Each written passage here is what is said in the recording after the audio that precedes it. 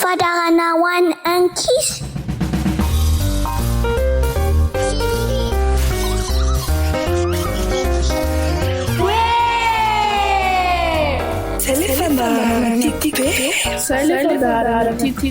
Ianarana soratra masina.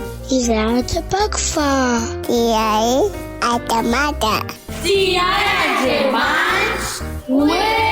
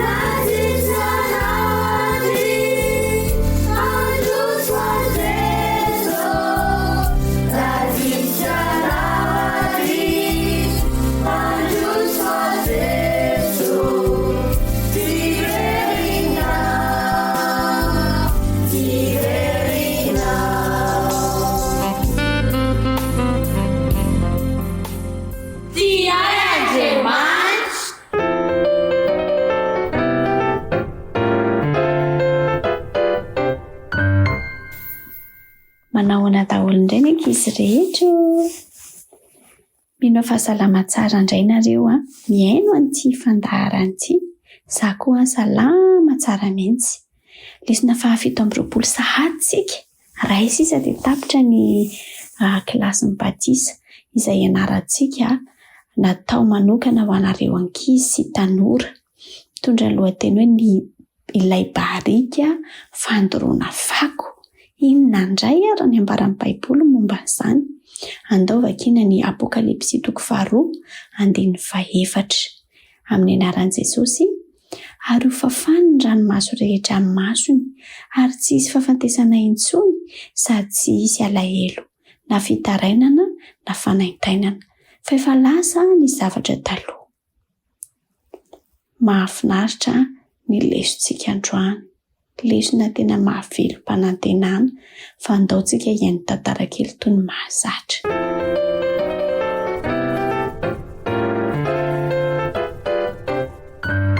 Misy tovolahy kely anankiray tia manampy an'i dada sy neny manao raharaha ao an-trano. Nareo ve ankizy mba manampy an'i dada sy neny manao raharaha ao an-trano? Inona mba raharaha ataonareo? Manasa vilia, mamafa trano, manao vakioma, manadio ny trano, manasa lamba. Ty tovolahy kely ty tamin'ity fotoana ity dia nandory fako niaraka tamin'ny dada.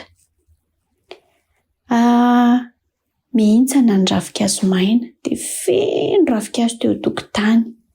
Andeha ataontsika hoe fall season na raha aty Amerika. Dia miraraka daholo ravinkazo ireo ary tena maloto mihitsy ny tokotany.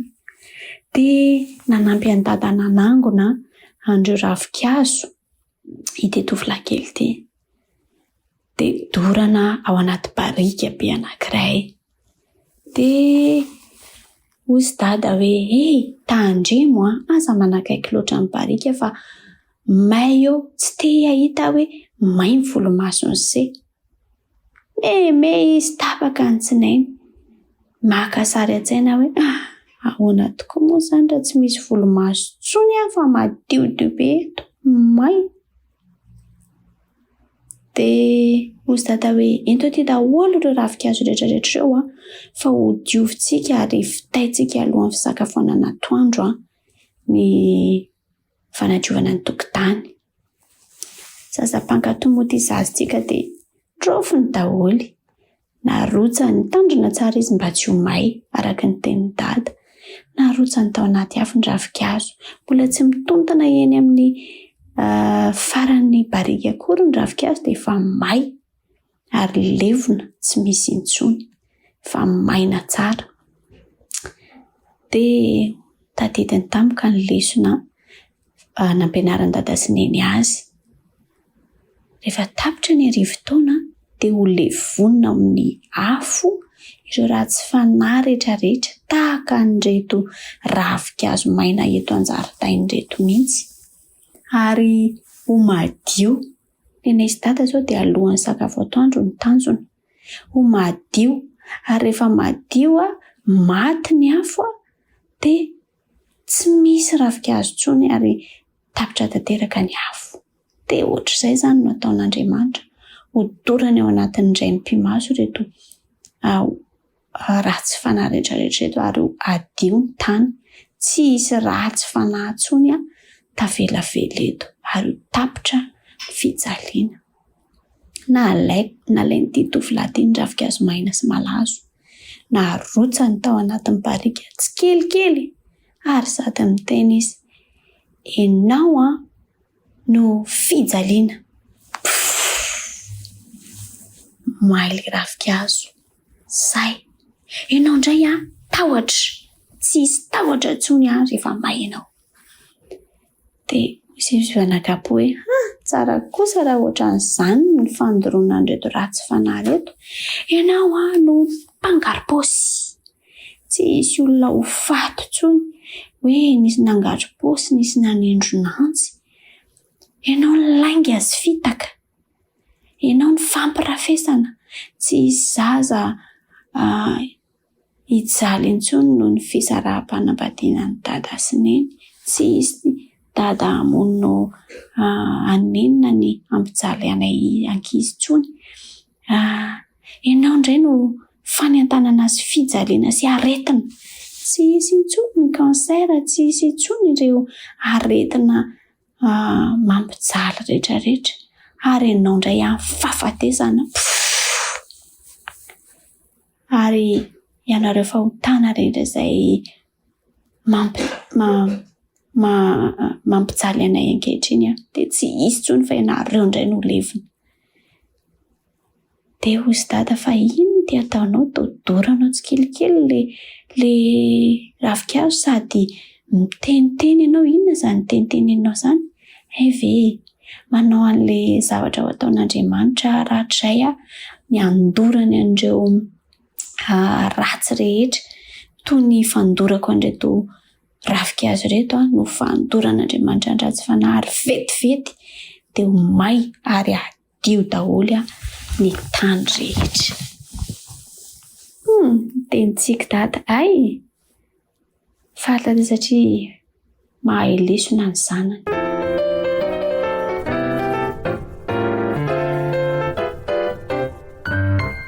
Antenga ho jerentsika ny izay voalazan'ny apokalipsy 20:1-4. Ary hitako fa indro nisy anjely nidina avy tany an-danitra nanana fanalahidiny lavaka tsy hitanao ary gadra lehibe eny an-tanany dia nisambotra ilay dragona izy dia ilay menarana ela ny devoly sy satana izany ka namatotra azy arivo-taona dia nanipy azy ho any amin'ny lavaka tsy hitanao ka nanidy izany dia nanisy tombo-kase teo amboniny mba tsy hampitahan'ny firenena maro intsony mandra-patapitry ny arivo-taona. Ary rehefa afaka izany dia tsy maintsy hovahana tsikelikely aloha izy ary nahita seza fiandrianana maro aho ary nisy mipetraka teo amboniny ary nomena fahefana hitsara izy ary hitako koa ny fanahy izay notapahan-doha noho ny filasanan'i Jesosy sy ny tenin'Andriamanitra sy izay rehetra tsy niankoaka teo anoloan'ny bibidia na teo anoloan'ny sariny ary tsy nandray ny marika eo amin'ny andriny na eo amin'ny tanany, ary velona izy ka niara-nanjaka tamin'i Kristy arivo taona.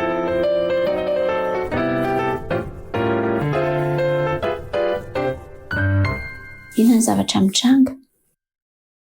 Ny zavatra tantaraina eto dia hoe mandritra ny arivo taona dia ireo olona rehetra voafonjy, izy avy ilay olona voafonjy, ireo rehetra izay nitazona ny filasanan'i Jesosy, ny tenin'Andriamanitra, ny tsy niankoaka teo anoloan'ny bibity sy ny sariny, araka ny lesontsika dia izay nitandrina ny sabata izany fa tsy nanaja ny alahady fa nanaja ny andro sabata, ary na ny ankoatra ny andro sabata koa tsy mety fa ny andro sabata ihany, ary tsy nandray ny marika eo amin'ny andro na eo amin'ny tanany, ary velona izy ka niara-nanjaka tamin'i Kristy arivo taona. Ireo olona ireo izany dia voafonjy niara-nanjaka tamin'i Jesosy arivo taona. Fa inona kosa ny zavatra nitranga ho an'ireo tsy voafonjy nandritry ny arivo taona? Andininy 5, fa ny sisa amin'ny maty dia tsy mbola velona mandra-patapitry ny arivo taona. Izany ny fitsanganana voalohany. Sambatra sy masina izay manana ny anjaran'ny fitsanganana voalohany. Ireo tsy mba nanana ny fahafatesana faharoa fahefana fa hompisoron'Andriamanitra sy Kristy ireo ka hiara-manjaka amin'ny arivo taona. Ary efa tapitra ny arivo taona teo vahana Satana ary ho afaka amin'ny tranomaizina ny toerany ka hivoaka hamitaka ny firenena ho amin'ny fahazatany efatra dia goka sy makoka mba nanao azy ho amin'ny ady tahaka ny fasiky ny ranomasina izany.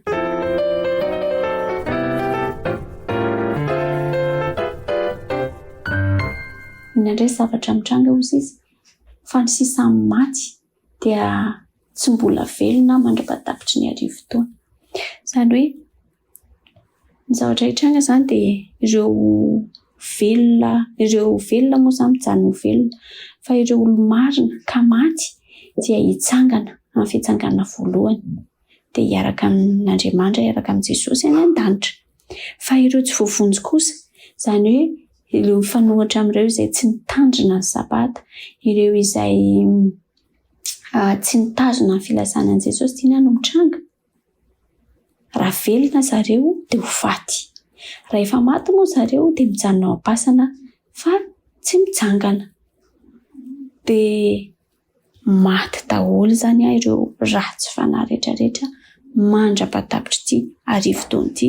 Ireo voafonjy dia miakatra any an-danitra fa ireo ratsy fanahy kosa dia maty mandritry ny arivo taona. Rehefa tapitra ozy izy ny arivo taona dia inandray ny zavatra mitranga ho vahana Satana ary ho afaka amin'ny tranomaizina itoerany. Raha teo izy izany tsisy namana mihitsy fa izy rehetra ny teo ambonin'ny tany nandritry ny arivo taona dia ho atsangana indray ireo ratsy fanahy izay maty, izay ilay fitsanganana faharoa. Dia faly ery indray izy fa nahazo namana indray dia raikitra indray. Inandray hozy izy no ataony? Hivoaka hamitaka ny firenena eny amin'ny vazan-tany efatra. Raikitra indray ny adalany hanao ny fanaony ary ampirisika olona hanao any ratsy indray. Saingy na zavatra mitranga, misy afo avy any an-danitra hozy izy ka nandany azy, ary ny devoly izay namitaka azy dia natsipy any amin'ny fary afo sy solofara izay misy ilay bibity sy ilay mpaminany sandoka koa, ary ambitsalian'andro amin'ny alina mandrakizay ireo. Ary hitako fa indro misy seza fiandrianana fotsy lehibe sy ilay mipetraka eo amboniny sy ny tany sy ny lanitra nandositra ny tavany ka tsy nisy toerany intsony.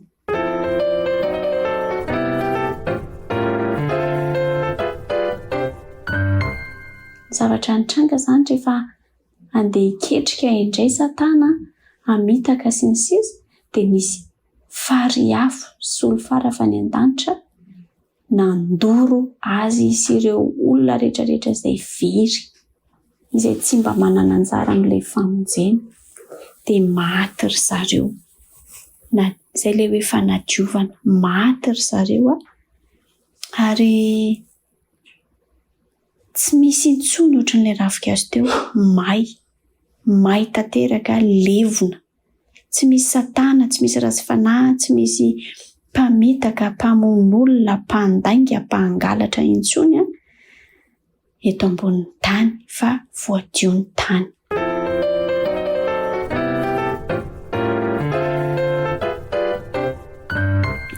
Manao ahoana ny fiomanantsika tsirairay avy amin'izany fiainana mandrakizay izany? Mandritra ny arivo-taona dia tsy misy fitsarana intsony hoe iza no voavonjy tsy voavonjy. Amin'izao fotoana izao tsika no manana safidy, fa amin'izany fotoana izany dia efa vokatry ny safidy no hitranga. Ka manao ahoana ny fahazotoanao hiatrika an'izany arivo-taona izany? Moa ve ianao anisan'ilay manana anjara arivo-taona any an-danitra miaraka amin'ny Jesosy, sa ho faty ao am-pasana miandry ny fandoroananao rehefa afaka ny arivo-taona?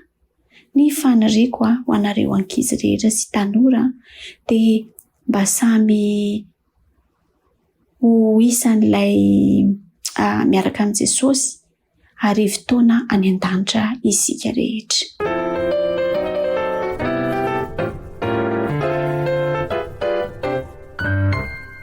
Ahoana no ahafahanao miteny hoe tsia amin'ny satana? Mazava be daholo ny règlement, ny lalàna ahafahana mba miaraka amin'ny Jesosy mandritra ny arivo-taona. Ka anjarantsika manao safidy. Anao safidy ve ianao mba ho isan'ilay arivo-taona any an-danitra miaraka amin'ny Jesosy, sa le ho faty, le ho may?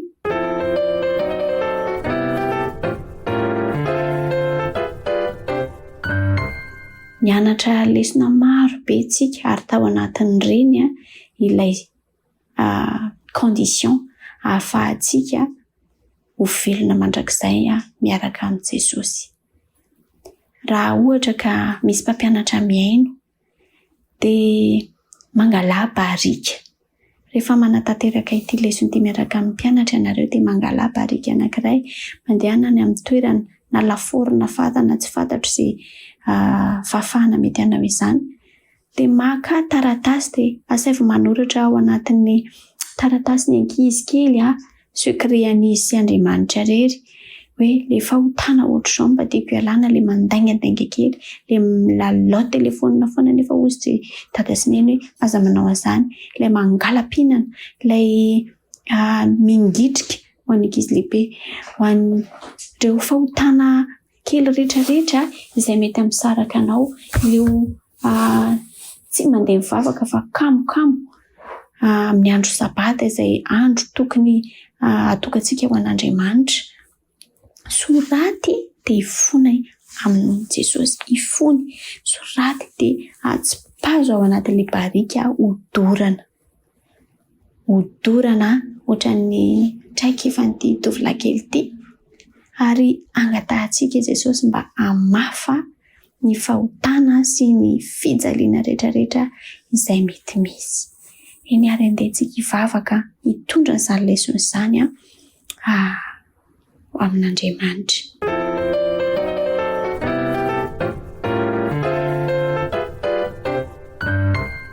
Jesosy misaotra anao izay fanomenao ny lesona momba ny fanadiovana. Jesosy tianay raha mba ho isan'ny miara-mitoetra aminao any an-danitra izahay mandritra ny arivo-taona. Ampio izay hanao safidy tsia manoloana ireo fahotana rehetrarehetra.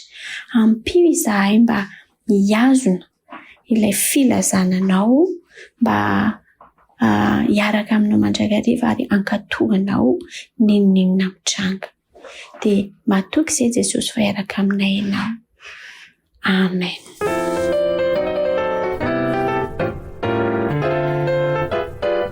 Na hainao teo Fandarana ho an'ny ankizy. tsy hay Andriamanitra.